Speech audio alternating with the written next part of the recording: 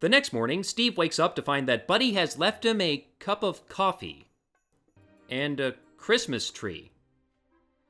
And a brand new SUV? I've heard of killing with kindness, but this is ridiculous. And quite expensive. But of course, things aren't always what they seem. It turns out the tree was stolen from the town square, and Steve unknowingly bought the car when Buddy forged his signature.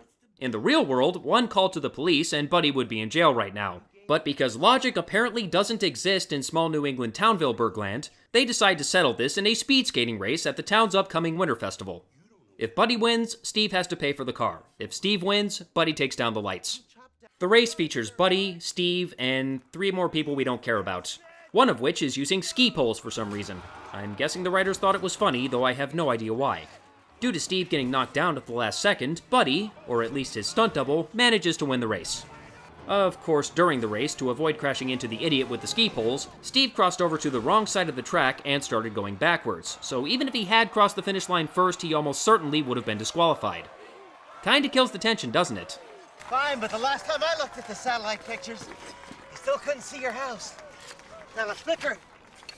Not a blip. How's that feel, huh? Huh? How's it feel to be invisible?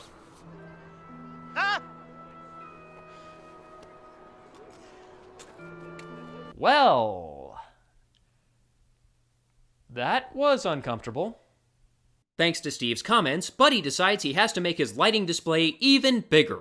But in order to pay for all of it, he has to pawn an antique vase that belonged to Tia's grandmother. Needless to say, once she finds out about this, she's none too pleased. When she finds out that Buddy lost his job because he's been spending his time working on the lights instead of showing up to sell cars, she decides she's had enough and she and the twins leave. But that's not about to stop Buddy from turning his house into a jumbotron. Apparently overnight. I'm sorry, but I'm totally not buying this one. In the real world, you'd need a team of experts to set up something like this. In fact, it did take a team of experts to set this up for the movie, and we're supposed to believe some random schmuck did this all on his own? In record time? The closest real-world example I can think of happened the year before this movie came out, when a man named Carson Williams gained some internet notoriety when he rigged his Christmas lights to light up in time to the Trans-Siberian Orchestra's Wizards in Winter. You've probably seen this video before, either on the internet or possibly on TV as Miller Lite made it into a commercial. You might think if Carson could set up something like this, surely we could suspend our disbelief enough to accept Buddy's crazy light display, but here's the problem. This light display cost Carson $10,000 and took 2 months to set up, and he was an electrical engineer, so he knew how to do this sort of thing. Buddy's setup, on the other hand, would probably cost 10 times that amount, and he's a car salesman. We've been given no indication that he has the knowledge or experience to pull this off. I know it's a comedy and we're not supposed to take this seriously, but I can only suspend my disbelief to a certain point, and folks, we are well beyond that point.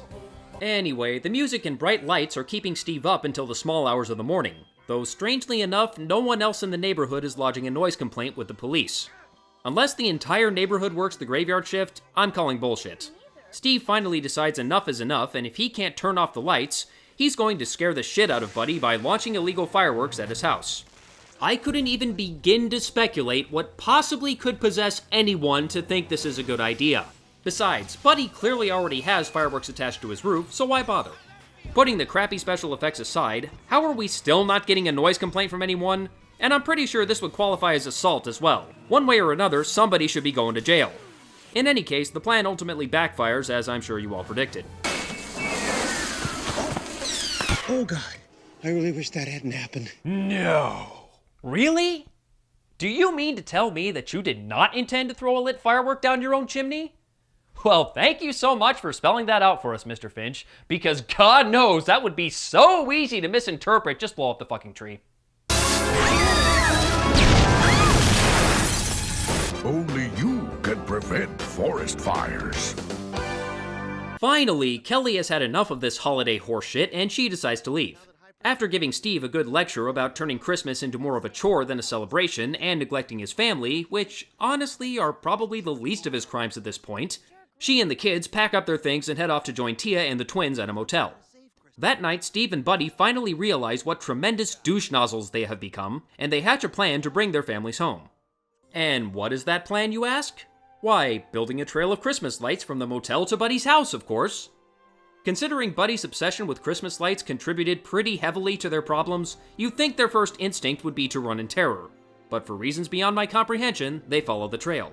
When they arrive, they find the boys had prepared a home-cooked meal, and Buddy even recovered his wife's grandmother's priceless vase. How did you ever afford it? Now, let's just say we're not going to use our credit cards for the rest of our lives.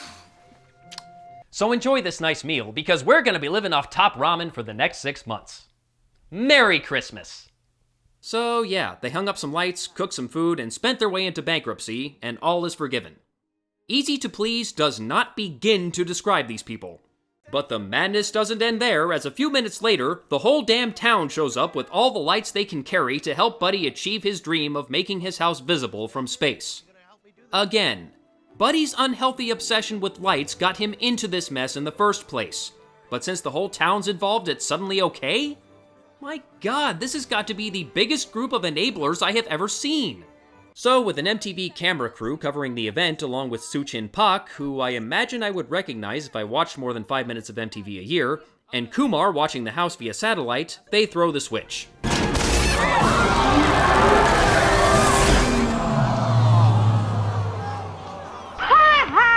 But Carter discovers the cord is loose. Don't ask me how no one else noticed that. And once he plugs it in, even though the house looks no different than before, it's easily visible from space. Oh, come on. Was the Wilhelm scream really appropriate there? So Buddy, Steve, and all of their friends celebrate their accomplishment, blissfully unaware of the impending doom that awaits them in the form of their next electric bill. The end. So that was Deck the Halls. And I don't know about you, but I'd like to deck the people who made this movie. This was a train wreck. Is it at all surprising that this has a 6% rating on Rotten Tomatoes? The dialogue was terrible, the jokes weren't funny, the premise was stupid, the story flowed about as well as molasses, and Matthew Broderick and Danny DeVito had zero on-screen chemistry. I'm not sure if anyone else looks at the film this way, but I think they were trying to create a slightly more family-friendly version of Grumpy Old Men. The problem is, Grumpy Old Men was actually funny, and Walter Matthau and Jack Lemmon, God rest their souls, worked incredibly well together. They were in the same movie 10 times for a reason. Broderick and DeVito, on the other hand, wish they had the chemistry of Matthau and Lemmon. Also, it feels like this movie was trying to send a message, but it wasn't really sure what it wanted to say or how to say it. Here and there, it briefly suggests things like living in the moment or not neglecting your family, but these bits are dropped almost as quickly as they're brought up in favor of the next terrible joke. If you're bored and you happen to catch it on TV, it might be worth a watch just to make fun of how awful it is, but beyond that, I can't recommend it, not even as a rental. Well, that's it for this pile of reindeer droppings. I'm the Smeghead, and Hollywood can suck it. But I wish the rest of you a happy and healthy holiday season.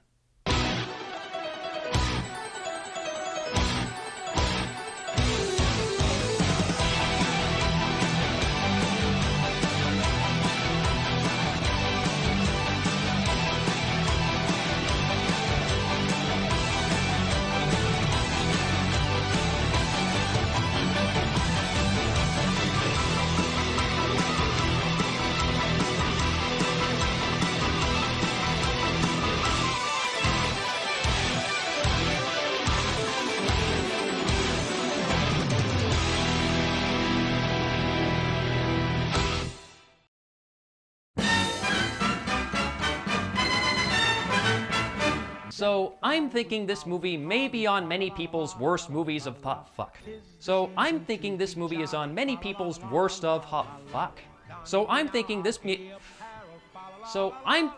movie may be on many people's worst Thinking this movie may be on many people's lists of worst holiday movies for a reason.